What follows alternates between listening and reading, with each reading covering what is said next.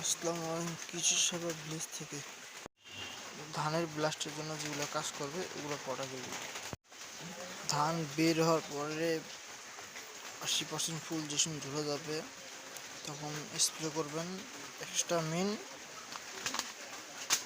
এ করে 120 গ্রাম নাটিপো এ করে 120 গ্রাম টুপার এ করে 160 গ্রাম দিফা এ করে 160 গ্রাম কি ফিলিয়া চিনজনটা কোনো ফিলিয়া এটা ব্যবহার করুন। এ করে 400 ml।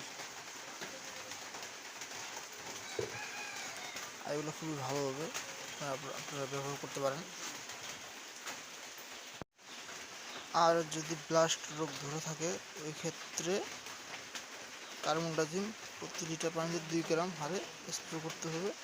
এগুলো একসাথে নিয়ে আর কি, যেগুলো একটা প্রোডাক্ট তার সাথে কার্বনডাজিম ব্যবহার করেন, 100% রেজাল্ট ভালো পাবেন।